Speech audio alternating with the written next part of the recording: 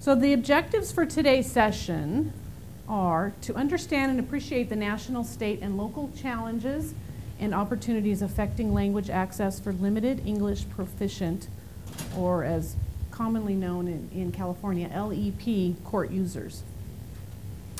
And to gain programmatic, organizational, and operational solutions to advance effective and comprehensive language access in state courts.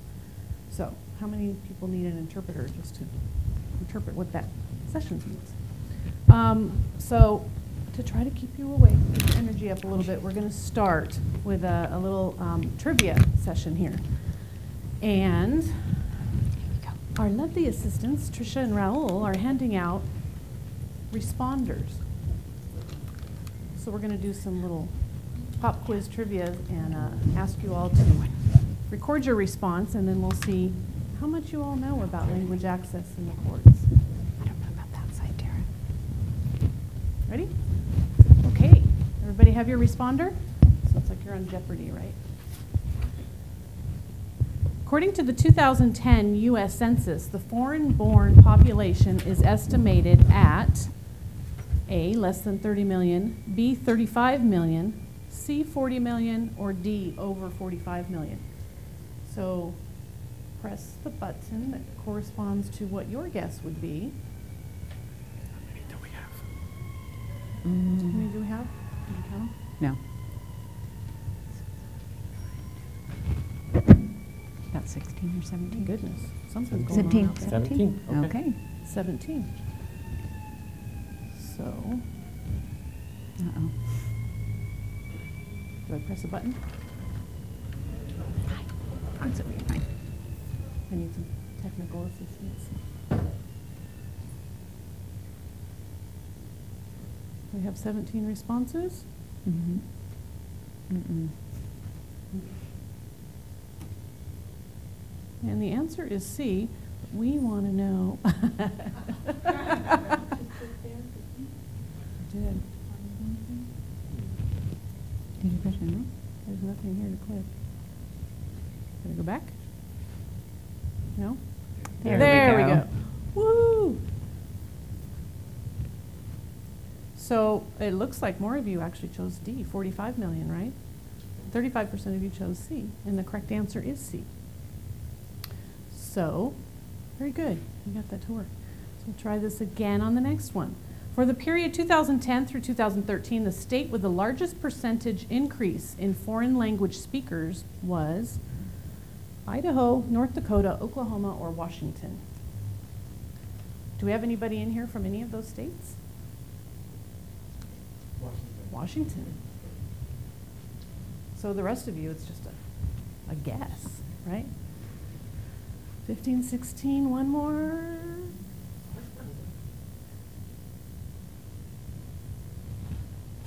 17, there we go. Yeah. Okay. Wow, look at that. 35% guessed Washington. 29 Oklahoma. 29% North Dakota. And the correct answer is B, North Dakota. Right? That's interesting, isn't it?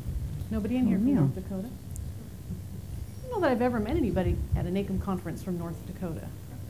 Well, they must have courts there. What is the fastest growing ethnic group in the United States? Asian, Hispanic, Native American, or Alaska Native, Native Hawaiian, or Pacific Islander?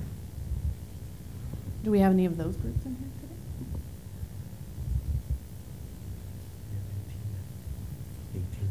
Oh, 18, okay. There we 18. go. Mhm, we did. All right. Wow, look at that. 83% say Hispanic is the fastest growing ethnic group in the United States. It's pretty big, 83%. Correct answer is Asian. Yeah.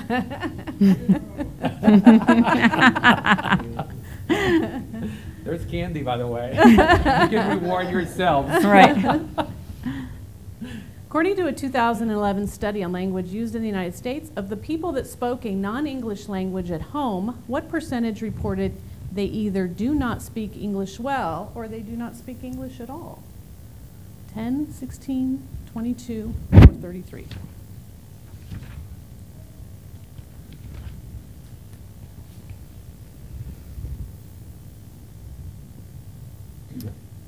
Nice.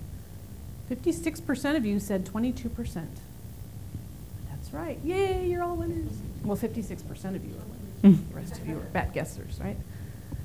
According to Ethnologue, Languages of the World, how many living languages exist today? And I bet that number shocks all of you just looking at it, right? Any of them.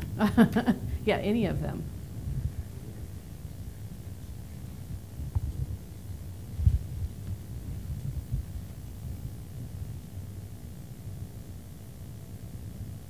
%50 of you said 9,867. And the correct answer is 7,102, 11%.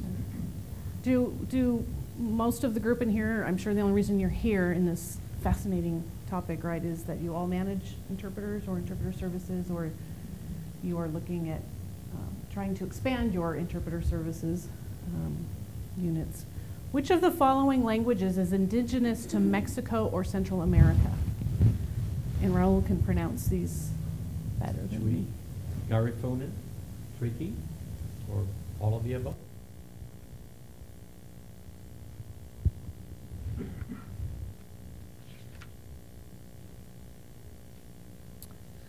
All of the above, overwhelming, and you are all winners. Yay. What is a web-based map application built to display language data from the American Community Survey? GeoLang, LangNet, Language Mapper, or Language Tracker? Any of you familiar with any of these terms? Do we have the link? Okay.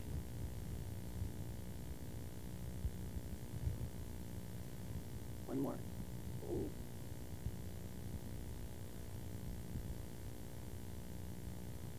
One more? Too late.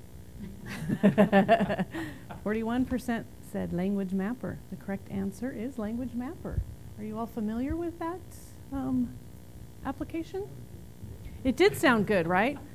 When we were testing this, I think we thought GeoLang. We liked GeoLang. That Those sounded. are just all creative names made up by Raul. Yes. So for anybody that's not familiar with that web-based website, we have a little demonstration of what it looks like here. It's pretty cool, actually. Are you controlling that? Yes? Yes. Okay, so Raul is controlling our mouse here. So you can go onto the website and you can drill down by language or by area and see what the census shows on the language, the primary language, or if you have French Creole in an area and you want to see. So that is Spanish. One dot equals approximately 100 people that are Spanish speakers in the house, correct? So it's basically density of language speakers all over the country, and there are 15 languages that are surveyed, and it gives you all of the language and also those that speak less than well, which is useful for us because that's the population that we serve. So if you change it to Spanish speaks English less than very well, what happens? For Spanish, probably not that big of a difference, but for some of the other languages, it might be different.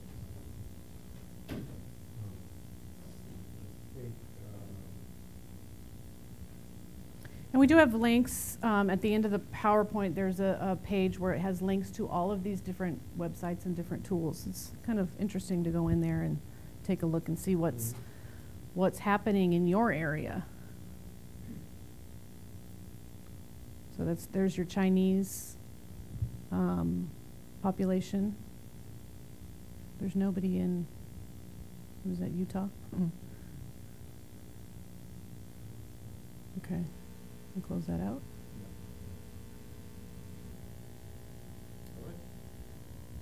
The Council of Language Access Coordinators is a partnership of member states whose mission is to share resources to develop and promote language access initiatives. Is this true or false? We should. 13, 15. Right? 2 more. There you go. No, 17. 1 more. Okay, too late. 88% of you said that's true. 12% of you said that's false. It's actually true. The Council of Language Access Coordinator is a partnership of member states whose mission is to share resources. And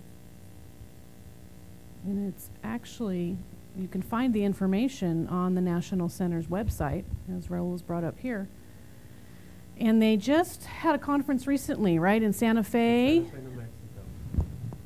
And so it's where you can send all of your interpreter type managers and supervisors to do what we do here, right, at NACM. You get the managers all together and you share resources and information and ideas. This is specific to language access.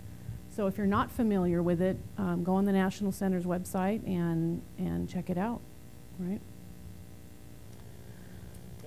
Okay. Language access challenges. So now we're going to talk a little bit about the challenges that you all have, that we all have in our courts.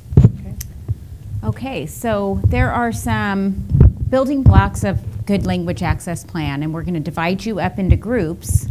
Raul and Kathy are going to assist with that, and you each are going to have a building block. And what we want you to do is look at that particular area and come up with optimal solutions for your particular challenge. We're going to have them up here in a minute. So interpreter training.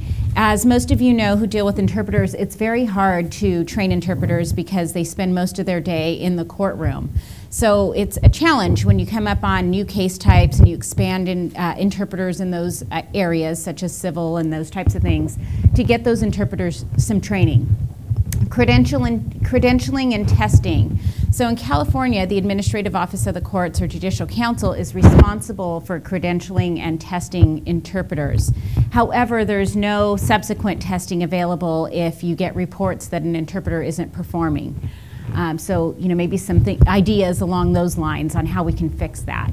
Prioritization and allocation of interpreter resources. So we are probably all trying to expand interpreter services into different areas of litigation, and we want ideas on how do you do that? How do you make that happen with the limited resources that we have? Another one is interpreter scheduling. So many of you are dealing with memorandum of understandings that really, I guess, present some challenges in how we schedule our interpreters. Maybe not. We just happen to have some pretty sticky rules in California with the Interpreters Union. So judicial staff and education. So as we expand into different areas of litigation, the judges and staff really aren't used to dealing with interpreters on a regular basis because we haven't normally provided interpreters in those areas. So how do you get your judicial, your bench trained and the staff trained? Remote and virtual language assistance. What ideas do you have to expand in those types of areas to assist with expansion in those types of things? So we are going to divide you up into groups, like I said. Pick a spokesperson, because then we're going to go around the room and share the ideas you come up with. There's easels located throughout the room. So write down maybe 3 to 5 ideas. We're going to come back in about 5 minutes and have everyone share their ideas. Maybe 3 or 4 at each.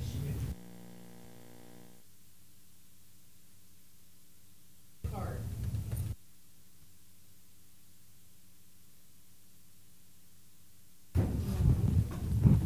Building block. You're building, right. Kind of optimum solutions to those challenges. Okay, I'm going to get us to regroup so that we can share our ideas and move on with the presentation. So we'll just go around the room. And we will start with interpreter training. So, oh, right, Sean's the spokesperson. Oh, we should give. Yes, sir. We may need to turn it on.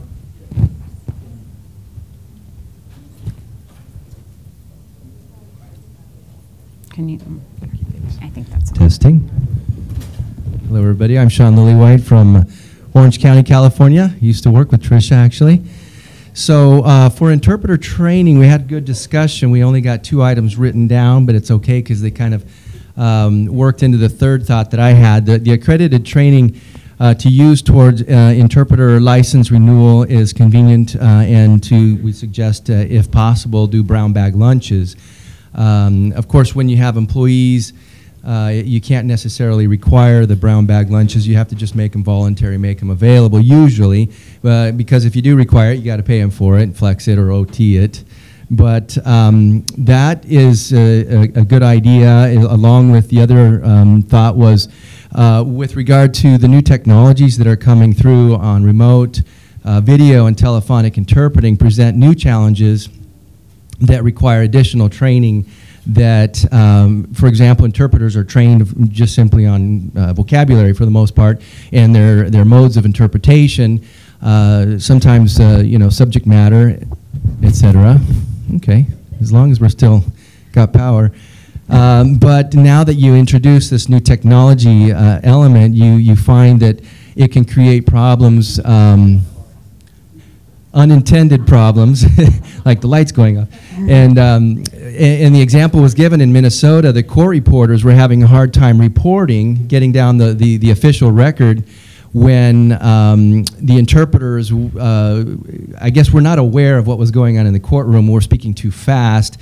And so the court reporter in the courtroom wasn't able to get down the official record. So there's going to be some logistics things like that are going to come up, I think, as remote video and telephonic interpretation is used more and more, that interpreters need to be aware of how to operate these new systems. So that, I would think, would be more of a sponsored and maybe during court time for employees and for contractors, maybe some sort of special event. And then the third idea that we didn't get written down was kind of a combination of this. The court actually sponsoring something that, and we did this just the other day with the University of California, Irvine, the Supreme Court law in term in review. They do this annually, and we filed the application with the Judicial Council for credit, and then we just shared the information with all the interpreters in our area and said, if you're able to attend this, it was during lunch, we filed an application, and I just got the approval today, and I just sent it out to everybody that it got approved. So anybody who attended that got their hour and a half. It was a lunchtime thing, credit towards their renewal, certification renewal. So the court can play an integral part, I think, in helping to enhance the training, and by sponsoring and making available time for them to get their training. Because otherwise they have to go out and they have to pay for it. So anytime they can get something for free, it's like, yeah. Even if they have to give up their lunch hour. Right. Okay, thank you, Sean. Okay, so we're going to come over here. This is testing and certification. Well, I've been coming to NACM since 2008, and it's the first time I've been in a session that's this interactive. So thanks for keeping us all awake great. After lunch. Good. I'm Jonathan Mattiello. I'm the Executive Director of the State Justice Institute. SJI funds grants to state courts. This is John Nalbandian. He's a board member on the SJI board. And we have Gene here from Lubbock County, Texas. We had interpreter testing. Language access issues are one of our priority investment areas at SJI. We talked about the funding for retesting, or both for those interpreters who have not been able to pass the initial test, or retesting after several years have passed and it's time for the retest. That's clearly an issue, trying to find that. Passing the test and the need to increase the number of passing folks that can pass the test. That was a significant issue. We saw this in Washington State, where they had a lot of interpreters who were really right on the cusp of passing the test, but just needed a few more points to get across. So they really focused on those that almost passed and trying to give them additional training and assistance so that they could retake the test and hopefully improve the number of interpreters that pass that test. So again, providing the additional training to get them over the hump. One idea we discussed here right at the end was interpreter certification by case complexity. So for example, not necessarily, your highest scoring interpreters would be on the murder trial, some of the bigger high profile, whereas perhaps you don't need that for maybe some of the lower types of cases. It's actually the first I've really thought about that before, so I don't really have an opinion yet, but it's something to think about.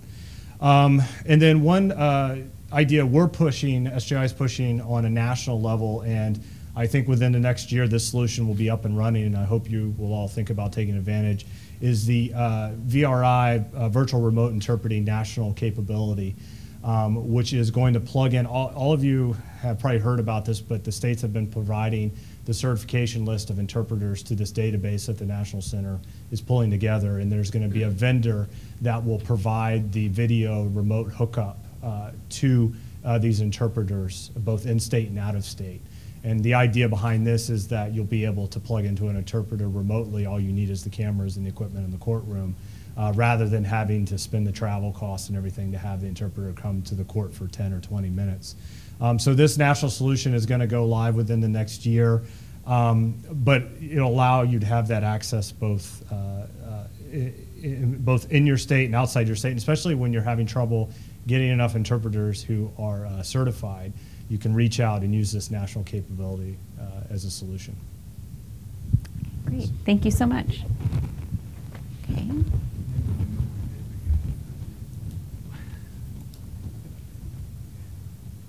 Okay, we're going to talk about prioritization. Oh, I'm sorry. Remote and virtual language. Oh, okay. Remote and virtual language assistance. Thank you. So I was nominated as the speaker, I guess. So we have a representative from Pennsylvania, from DC, and I'm from Orange County. I do not manage or oversee interpreters. I'm Director of Operations, so Sean is our expert for Orange County, but I'm interested in the topic. So we talked a little bit about certification for remote interpreters, which can be a challenge. Some of them, even though they are certified, I know you had mentioned that your Supreme Court really does not accept certain type of certification for remote interpreting. They're directly involved in the certification process. So okay. Meet their test. The other ideas we talked about was expanding the use of language line, which I think is commonly used. Frequently in more of the case processing clerk's offices, it's easier to do that. Very challenging to do that in our courtrooms. I know for Orange County and in California, there's issues with the union and pulling in language interpreters over the line, over the phone line, besides having them in interpreting for actual hearings. The one issue that came up in a prior experience I had in juvenile court were concerns about having an interpreter on the line and not having that personal connection with the defendant in the cases. So that became an issue in another county. So I don't know if that's something that continues to be an issue or not. And also expanding the use of video web along the lines of what you mentioned, VRI, and how to be able to do that efficiently and provide quick access. Okay, great. Thank you. Okay, you're the designated spokesperson. I'm not allowed by the lights. So this is Judicial and Staff Education. Yeah, there you go. I'm Ron Fickerode. I'm the Chief Judge in Tampa, Florida, and I used to be the chair of the Florida Court Interpreter Certification Board. And we've had assistance from court administrator in Little Rock and Arkansas, and my friend from across the bay in St. Petersburg, Florida, Inez. And our topic was judicial and staff education.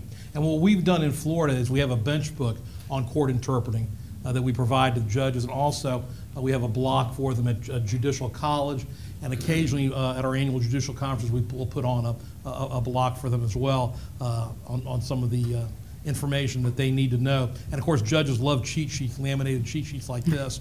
So that goes out to all the judges as well. As far as staff, because you hit the nail on the head, you know, the court clerk's got to know about it, the bailiffs, court reporter, everything's got to be on board with that. And we provide in-house training either locally in the courtrooms, in the courthouses for them at the local level, or at their various conferences we provide training for them as well as on how to deal with interpreter issues. So that's that. Great, thank you very much. Okay, you're the spokesperson here, and so you have interpreter scheduling. Yes, I'm Todd Tezzolino. I'm the Chief Deputy Court Administrator from Ocala, Florida. And this subject was really great because we currently went through it, and we revamped everything that we do, and we have website scheduling now, which our Chief Judge told all the local attorneys that they are in charge of, except for pro se parties. So we still get those phone calls from the pro se people, and they still come in. But if you have an attorney, they are required to schedule a court interpreter in advance via our website.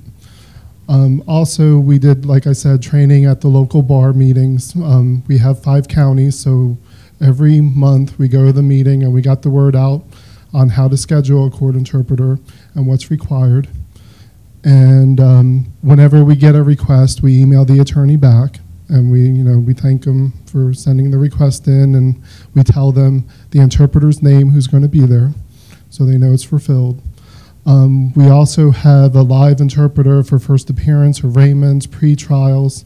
We have usually 2 court interpreters at every trial, sometimes 3, because it's mentally draining for our court interpreters. And we also have court interpreters at during the sentencing phase. We've cross-trained all of our court interpreters because we span 5 counties, and we're geographically the size of the state of Connecticut. It's very important that the interpreters understand the local decorum that's associated with each county. And we also translated the commonly used forms in Spanish, and we're working on doing that in Creole. And we usually request at least 2 business days for Spanish and 7 for other exotic languages. Okay, thank you so much for sharing that. Okay, and so now we have prioritization of interpreters. And Kathy's going to speak on this. I'm curious. I have my so the website scheduling, they schedule in advance, and that works. Do you have a large no-show rate on your litigants that show up and you've scheduled an interpreter, or not so much? No, we ran into it maybe twice. Okay. But whenever there's a no-show, usually our general counsel is that we return the phone call. Okay. So usually doesn't happen. Okay. So It's only attorneys doing the scheduling right now. Yeah. Okay. Can't really cry wolf. Okay. So we had the building block prioritization and allocation of interpreter resources, and we had Ty from Florida and Angela from Kentucky here, and both of them looked at me like I was nuts because they each, it appears, don't really have any issues with their resources, right? I think you said that they're you have a statewide. I was trying to figure out, just because I guess different counties and different states obviously have different populations and different needs. We're very fortunate here in Louisville. We have a pretty nice size need for interpreters, but we've got a nice base to kind of match. So we provide interpreters for all forms of court, circuit, district, family, juvenile, probate. We do civil and criminal, and you submit a request to court staff and the judicial staff contacts me, and I schedule it, we keep it in the calendar, follow up. So at first I was like, oh, I don't understand what the problem is. It's never place like this. But it just so happens, I think our needs and what we have kind of match right now. So we're Right. And I was letting her know in Los Angeles County we have 300 employee interpreters, another 200 plus independent contractors, and we still don't have enough resources. We're still shuffling them around because we have 38 locations across the county. So we're shuffling them around and trying to, it's like herding cats, right? Trying to keep them busy, and then the commute time in LA from Lancaster to Pomona could be 4 hours depending on traffic. And then Ty says that they have a kind of the same thing. I think you can request the interpreter in advance. That's correct. We do have at our disposal contract services. Attorneys sometimes will notify court administration that an interpreter is required. We get sufficient notice. We are very likely to find an interpreter for that specific hearing. When it is a more difficult language, perhaps it's Haitian Creole, or even an ADA request for an interpreter, and you're requiring a sign language interpreter, or even a real-time reporter, we will have difficulty at times finding an interpreter for the last minute, but with sufficient notice, we're finding that we are more than likely to provide that service. Raul, you want to tell them about your Haitian Creole? So thank you, Florida, because we were faced with a situation, murder trial, the star witness speaks Haitian Creole, and the only Haitian Creole interpreter in Southern California is out of the country.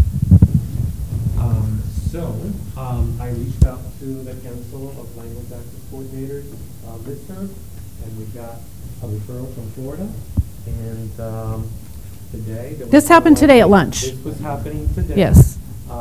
They finalized the payment arrangements, Mhm. and she'll be flown in tomorrow for Go over 3 days these real witness quick. testimony. So Who's next? that's what we need to do. So we had one certified in Florida? No, they had several. This was, one that was able to actually cancel all of the assignments that she had already pre-booked and agreed to fly to Los Angeles. Yeah, tomorrow. drop everything and fly in for trial tomorrow. And for shorter hearings, Florida does sometimes use the language line. Mhm. So anything Oh, under in the 15 courtroom? minutes, we're able to use that Mm. remote connection. Okay, well, thank you. And we're going to change gears here, and we're going to speed up a little bit because we really want to cover everything that we want to share with you. So I'm just going to give you a really brief synopsis of our journey with regards to language access. This is the kind of demographics that we're dealing with in California. About 38.8 million people in California, and 20%, about 7 million Californians report speaking English less than very well. So again, that's the potential population that would be receiving interpreter services. Excuse me. At the state level, in 2013, the Joint Working Group for California Language Access Plan was created, and they went to task. That group was comprised of the Court Interpreters Advisory Panel, the Advisory Committee on Providing Access and Fairness, stakeholders from all parts of California, and a language access consultant. Within a year, that group had developed the strategic plan for language access in the California courts. The main goal was to incorporate language access as part of the court services. The draft was posted for public comment for a period of 3 months in 2014. There were public hearings held throughout the state, and the plan was finally adopted earlier this year. In January of this year was finally adopted. The plan has 8 strategic goals ranging from early identification of interpreter need to training of interpreters and language providers, funding, et cetera, et cetera. And we are using a layered implementation because we're so large. Phase 1, we are in phase 1 right now. Phase 2 will take us through 2017, and we hope that all the recommendations will be implemented by 2020.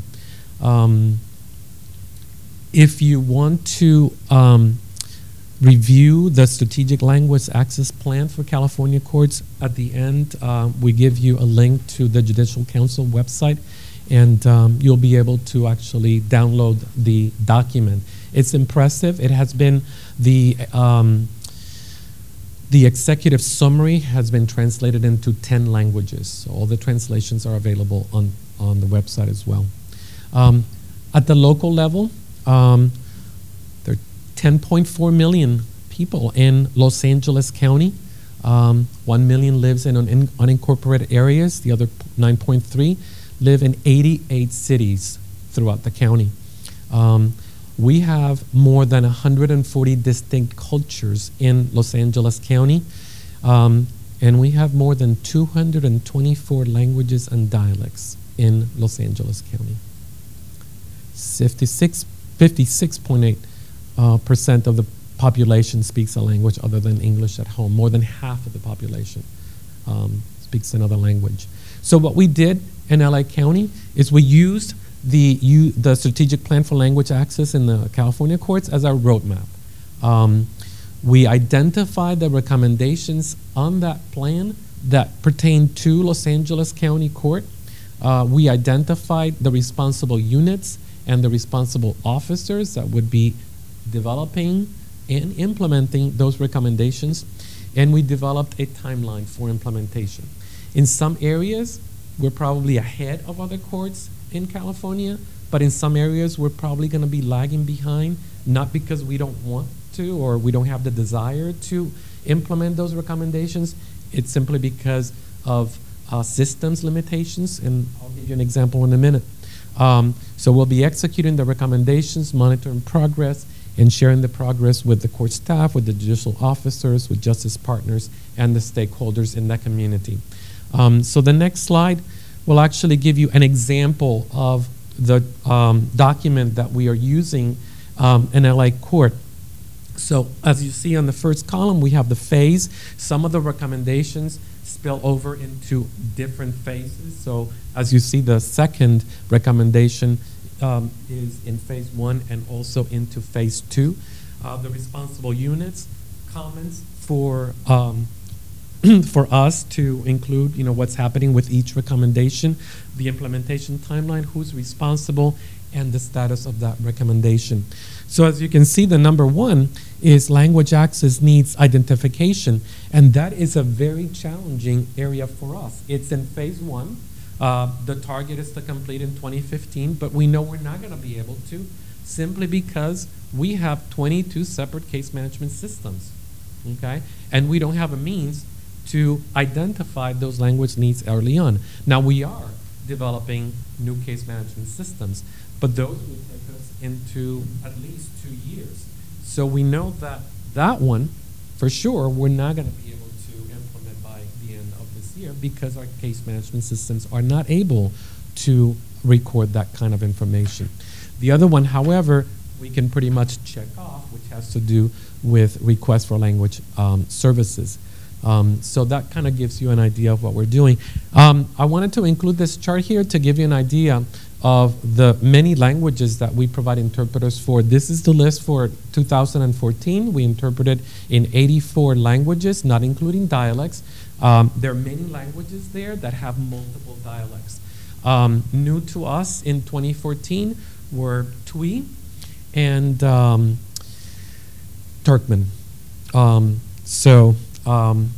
Any given year, the list changes. All right.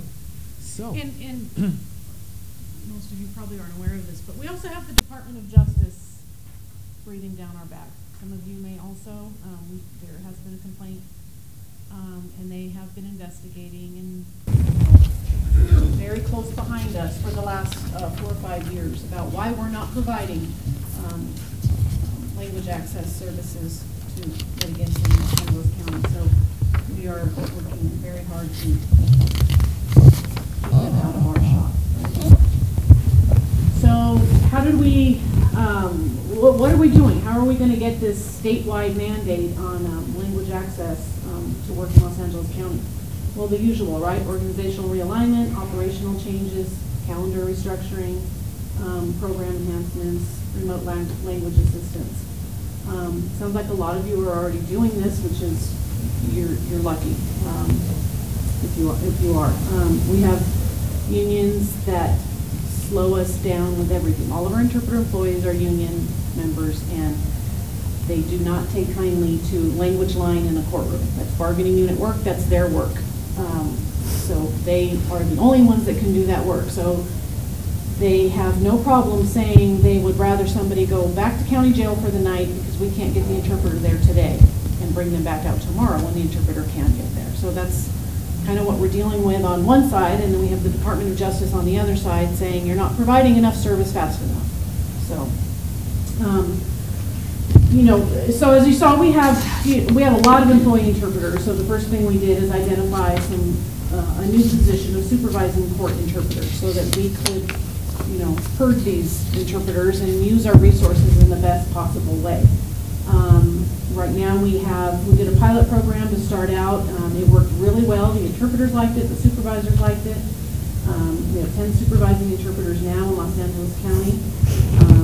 And they are coached and mentored by 2 court operations managers. So you can imagine the challenges there. You take an interpreter and put a supervisor hat on them. it's hard enough with line staff to put a supervisor hat and get them into training and get them up and running, but to then do that with a supervisor creates its own challenges. We did that. We did some operational changes.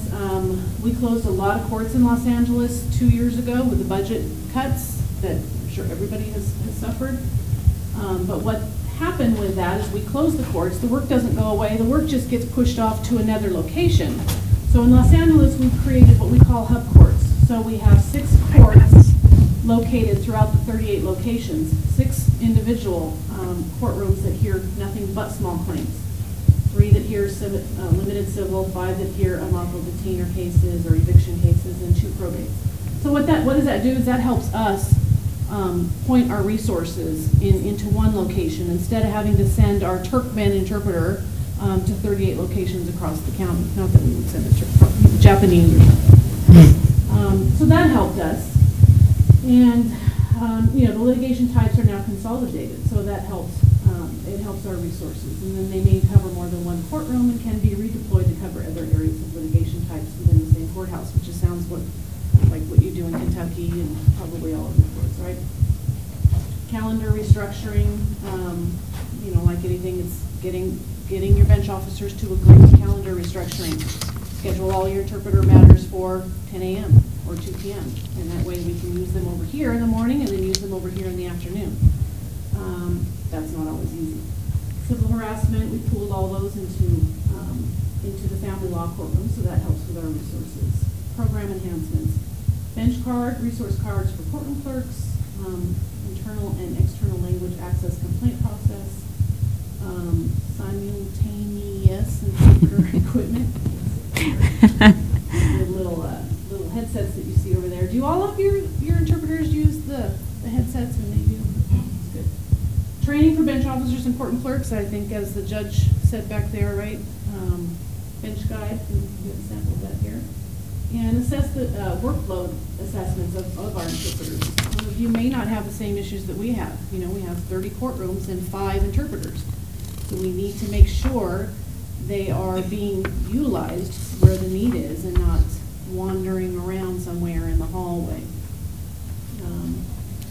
Coming soon, we're working on some automated scheduling system within our area, well, my area, interest area, Rel's over interpreters, but we also have court reporters, like research attorneys and law clerks, and judicial assistants, courtroom clerks. So we're trying to find a software that will schedule all of those people at one time. So you might bring up a court location and then a courtroom within that location, and you can see at a glance who the interpreter is, who the courtroom clerk is, and who the court reporter is for that day, and move those resources around.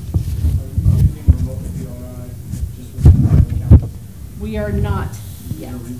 Well, but it would still be the same employees, with more centrally located. Right, but you need less if you're doing it by video, and that's a union issue. Yeah. So we're I think Trish will touch on that in just a minute, but we are on the edge of that right now. We're starting the talks. We're trying to determine how we want that to work for us internally, and we're about ready to set a meeting with the union, and the Judicial Council of California is ready to launch a pilot program statewide. So we're trying to determine if LA is going to be in that or not. Yeah, we've done a lot of research. Florida has a lot of great ideas. In California, there's only one county that is currently doing video remote interpretation. That's Fresno. Okay, they were able to work out all the issues with the union, and they are actually using it. So this is our bench guide, our bench card. Like the judge says back there. The judges like to have something at a glance to look at. We update it whenever needed and laminate it, and the judges have that handy dandy. Has some language and some code sections, because judges, they want show me the code section that tells me I have to do that. So we put that on there for them. Borrowed from Orange County. Borrowed from Orange County. Same thing with the judicial assistants, the courtroom clerks, or whatever you may call them in your shop. We have a guide that is for the judicial assistants. Remote language access access. So we want to show this real quick. Okay, so I'm going to run through audio remote interpreting at our public counters really quick because I want to get to the next slide, which is more exciting. So we are implementing audio remote interpreting at our 38 courthouses at 77 counters throughout the county. We are leveraging a contract that our Judicial Council has, and we're using dual set hand telephones. So any counter that has a telephone, we're adding a splitter, second handset. It's like $46 a counter. That we can do because it's not bargaining unit work, it's outside of the courtroom. Right. We do it at our public counters, and the union has to say so. Yeah, we're using non-certified interpreters, so it's about 99 cents a minute for the for the services. We also, yeah, there's a picture of a dual handset phone there. So we're just handing the customer one, the clerk has one, they have a three-way conversation, and we're rolling that out this summer. It's getting really close. These are the I Speak cards, which I believe are borrowed from Ohio. They'll use these at the counters to identify the language needed.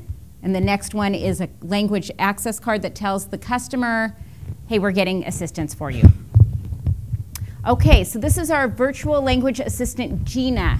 She is our traffic avatar project. She costs about, I've been getting a lot of flack for that. She basically asks a series of questions and based on the customer's response develops a triage.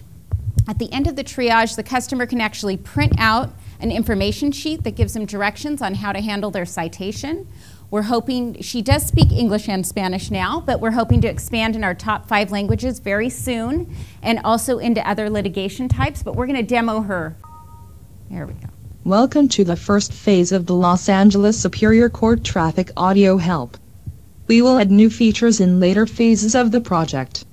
This audio help is easy to use and will assist you to complete your online traffic transaction. Please select your language. The available choices are English and Spanish. So Raul's going to select Spanish, just so you can see. Dependiendo de su situación individual, nuestros servicios en línea le permiten pagar su boleta de tránsito, solicitar prórrogas, pedir clases de educación vial, reservar una fecha de comparecencia en el tribunal o revisar el estatus de su boleta de tránsito. Para poder usar nuestros servicios en línea, deberá tener la información de la boleta de tránsito y de su licencia de conducir. Después de que usted introduzca la información de la boleta de tránsito de la licencia de conducir, aparecerán las transacciones en línea para las cuales... So, anyway, like I said, inexpensive piece of technology. Yes, Nora?